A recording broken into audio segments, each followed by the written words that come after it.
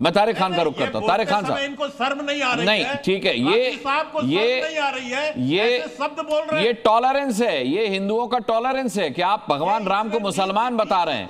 आप इनके आप ना आप पैगंबर मोहम्मद के आप पैगंबर मोहम्मद साहब को लेकर के ऐसी कोई टिप्पणी नहीं कर सकते, आप टिप्पणी नहीं कर सकते, लेकिन भगवान राम पर टिप्पणी की जा रही है, खुलेआम टिप्पणी की जा रही है कि हो सकता है भगवान राम मुसलमान हो, ठीक है, और हम सुन रहे हैं, ये सहिष्णुता है, इसी को सहिष्णुता कहते हैं, इसी को सहिष्णुता कहते हैं। जब ये सहिष्णुता हर धर्म में आ जाएगी तो वही देश बन जाएगा जो राशिद शरीफ कह रहे थे, भाईचारे वाला देश। मैं आता हूं के शर्मा। तारिक खान साहब, अगर इस देश में मुसलमानों पर जुल्म हो रहा होता तो आपके सांसद नदवी जिहाद का ऐलान नहीं करते जाकर के संसद के अंदर, आप वंदे मातरम बोल रहे होते, आप भारत माता की जय बोल रहे होते। अगर यहां के मुसलमानों पर जुल्म हो रहा होता तो आप यहां डिबेट में नहीं बैठे होते। क्या आप मानते हैं कि जो दिग्विजय सिंह ने कहा है वो सही है कि हिंदुस्तान में मुसलमानों पर जुल्म हो रहा है, उसकी प्रतिक्रिया है वहां बांग्लादेश में जो हो रही है?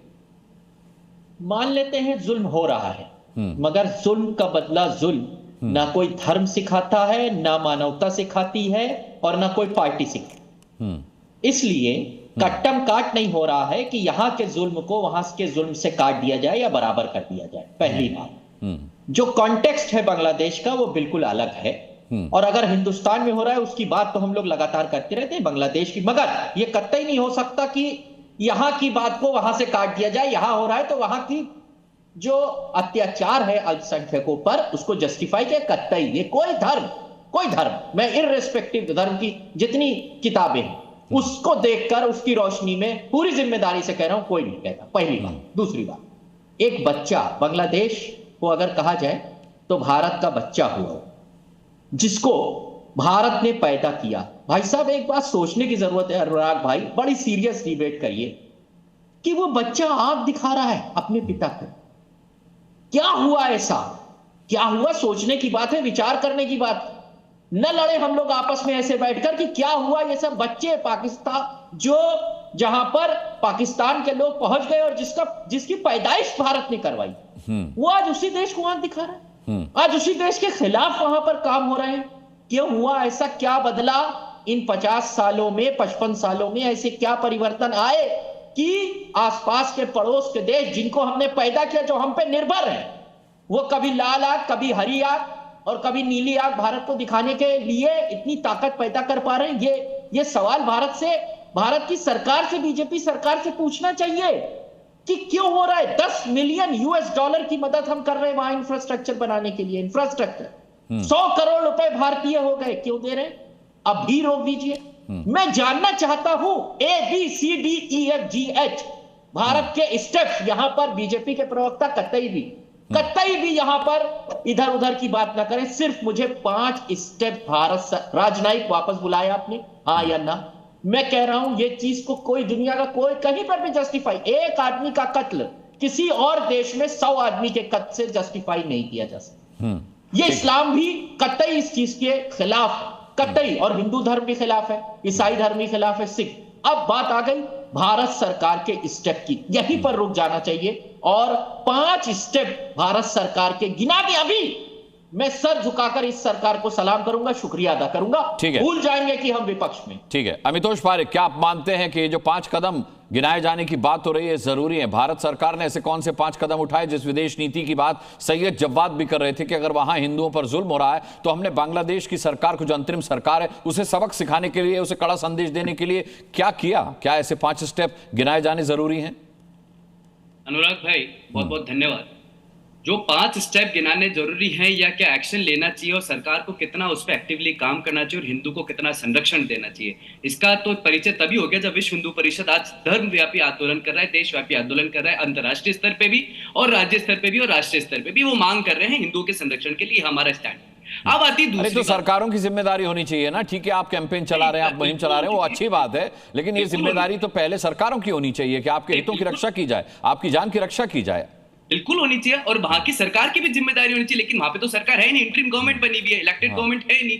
वहां की सरकार की भी जिम्मेदारी है, और सारी जिम्मेदारी भारत सरकार के ऊपर में अगर आए तो भारत को भी डिप्लोमेसी फॉरेन रिलेशन देखना चाहिए। लेकिन मैं 26 मार्च 1971 की भी बात कर लेता हूं, वो भी सरकार की जिम्मेदारी थी, जब जगदीपिका वहां पे वायलेंस हुआ था और सड़कों पे खुलेआम हिंदुओं को काटा गया था। वो तो लिबरेशन की जो अभी क्रेडिट ले रहे थे मेरे भाई सैयद जमात, तब भी जिम्मेदारी सरकार की थी। बंदेश खाली अटैक हुआ 2003 के अंदर, 2012 के अंदर में जैसे इस्लामी अटैक होता है और वहां पे रामू वायलेंस होता है, तब भी सरकारी जिम्मेदारी सरकार की थी।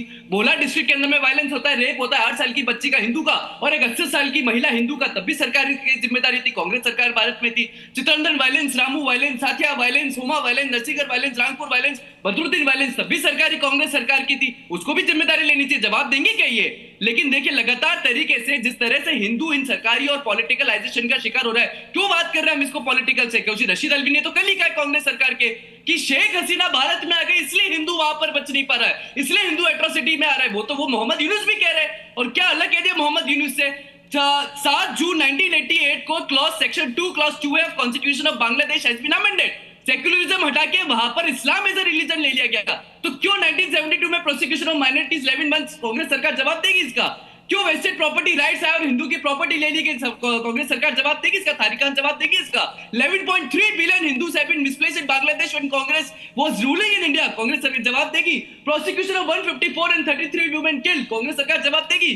क्यों नहीं देगी? धीरेन्द्र नाथ दत्ता की डेथ होगी और इनकी डेथ हुई, तब कांग्रेस सरकार जवाब देगी? कांग्रेस नहीं है दे पाएगी ना, जवाब देने के लिए नहीं दे प्रवक्ता पाएगी। नहीं है। नहीं, प्रवक्ता ही नहीं है कांग्रेस का हमारे साथ, प्रवक्ता नहीं दिया इस इसीलिए मुद्दे पर। मैं जवाब- दिग्विजय सिंह के बयान पर पॉलिसी- कांग्रेस ने अपना प्रवक्ता नहीं दिया, इसी से पता चलता है कि कांग्रेस दिग्विजय सिंह के बयान से बच रही है, किनारा कर रही है। अब Absolutely. दिग्विजय सिंह कांग्रेस के लिए क्यों बैटिंग करे मेरी समझ में नहीं आता। खैर, मैं लौटूंगा आपके पास। बादल देवनाथ, आप बहुत देर से कुछ कहना चाह रहे थे आप और के शर्मा ने भी आप पर टिप्पणी की कि भाई टीएमसी के समर्थक हैं आप, तो जाहिर सी बात है अगर दिग्विजय सिंह ने इस तरीके का बयान दिया है तो आप भी उस बयान को सेकंड करेंगे, आप भी उस बयान की प्रशंसा करेंगे और आप भी ये मानेंगे कि हाँ, जो यहाँ मुसलमानों पर जुल्म हो रहा है उसी की प्रतिक्रिया है जो वहां बांग्लादेश में हिंदुओं के साथ हो रहा है। सबसे बड़ा बात क्या है अनुराग जी, हाँ, आपका जो मुद्दा था बांग्लादेश का इस मुद्दा था, लेकिन बांग्लादेश के अंदर जो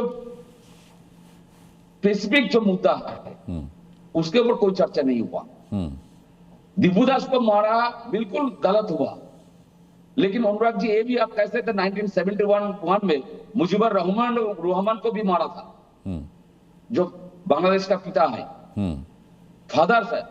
बाद में उसकी मूर्तियां भी परिवार तोड़ी को गई, मारा। बाद में बुलडोजर से उसकी मूर्तियां भी गिराई गई, वो भी हमने देखा। ये तो अभी हुआ, हाँ अभी 1 साल 6 महीना हाँ हुआ। हाँ हाँ हाँ, अभी 6 महीना हुआ। मुजीबर रहमान का पूरा परिवार को मारा, बच गए कौन? हसीना और एक महिला, दोनों। उसके पहले देखिए, मैं सबसे बड़ा था बांग्लादेश का जो कल्चर है, दोनों एक साथ था, वो पूर्व पाकिस्तान, एक पश्चिम पाकिस्तान। तो अलग हुआ क्यों? उसका कल्चर अलग है, इसका कल्चर अलग है। डिमांड तो यही था मुजीबर रहमान का। और बांग्लादेश का जो कल्चर है थोड़ा सा बंगाल से मिलता है, जैसे उनका जो जाति, उसका जो सोनार बांग्ला जो नेशनल सॉन्ग है वो रविंद्रनाथ टैगोर ने लिखा था। काजी नजरुल इस्लाम बांग्लादेश में जन्म हुआ, यहाँ पर काजी नजरुल फेमस हुआ बंगाल में। बांग्लादेश के बहुत सारे लोग हैं जो लोग बंगाल में रहते हैं, बाद में बंगाल में चले आए, लेकिन वो लोग फेमस हुआ। कल्चर का डिफरेंस है, मतलब वो जो नरमपंथी कट्टरपंथी का जो बात हो रहा है उसमें जो शेख हसीना है, शेख हसीना का जो पार्टी आवामी लीग है, उसमें हिंदू, मुसलमान, क्रिश्चियन बहुत सारे लोग हैं, अच्छा, सारे धर्म के लोग हैं। आवामी लीग के नेता आज भारत में अंदर है, लेकिन वो जो आंदोलन चल रहा है कट्टरपंथी का आंदोलन, आप दिब्बू दास को, सिर्फ दिब्बू दास को नहीं मारा, 6 महीने पहले का बात देखिए, राष्ट्रपति भवन को अटैक किया, प्रधानमंत्री दफ्तर को अटैक किया, प्रेसिडेंट का दफ्तर। तो जस्टिफाई कर रहे हैं आप दिग्विजय सिंह के बयान को, जस्टिफाई कर रहे हैं, इतिहास बता करके, बांग्लादेश का इतिहास बता करके दिग्विजय सिंह के बयान को जस्टिफाई कर रहे हैं आप बादल देवनाथ। सर आप 2 सेकंड टाइम दीजिए सर, हाँ। मैं लास्ट में हूँ, 10 सेकंड और टाइम दीजिए। हाँ, तो सिर्फ हिंदू नहीं, बहुत सारे मुसलमान को भी मार रहे हैं वहां पर।